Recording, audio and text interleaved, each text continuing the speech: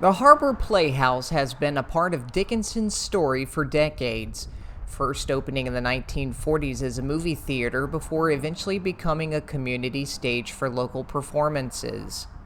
The Harbor Playhouse that I've gotten from my research, because I'm not native to this area, is a theater that's been around.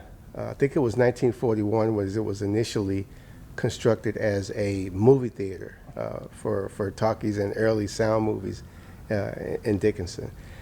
Now, efforts are underway to bring that history back to life, but before any restoration can begin, there are still hurdles to clear. There is a court date coming up on April 16th, and the previous court date, the judge gave us an opportunity to have an engineer come in and determine the structural viability of restoring the building. And as part of that, there's also an asbestos company that needs to come in to test to see if there's asbestos, so when we start messing around in here, we can take the adequate precautions. Despite the challenges, Marcus says the community has already stepped up in a big way. We've had a tremendous outpouring of folks in the community that have come to this theater or performed in this theater or worked here with Mrs. Nipper. And we've actually had an engineer and the asbestos company to offer their services pro bono to come in and take care of this stuff. And we were in negotiations with some other folks to see if we can't get a lot of this taken care of without having to come out of pocket. So I've truly been humbled.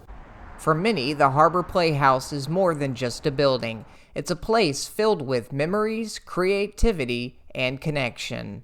Mrs. Nipper and her husband and the folks that worked in this theater presented this theater as a community theater. I mean, this community was for entertainment and viability emotionally, as far as I'm concerned, for the folks in the community to have a place to come see a play and see some other stuff. They don't know she did book readings for kids from the school.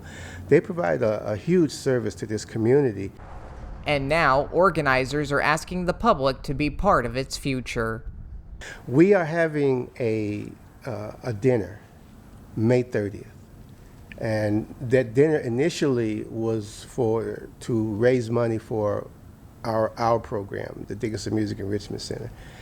But it is transformed into a dinner not only for our organization, but mostly so folks can come in, get some idea who we are, how the progress is going on the building, and to help drive some interest and enthusiasm, and of course funding to be able to at least get phase one started of getting the roof and stuff put in.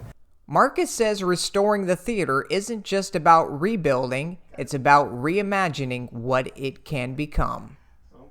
I want this place to be a location, and not just in Galveston County, I'm talking about all of South Texas, Houston, Pearland, everywhere, for kids to be able to come and perform and show what they can do on stage in front of the rest of the world. I want this to be a premier location for youth performance.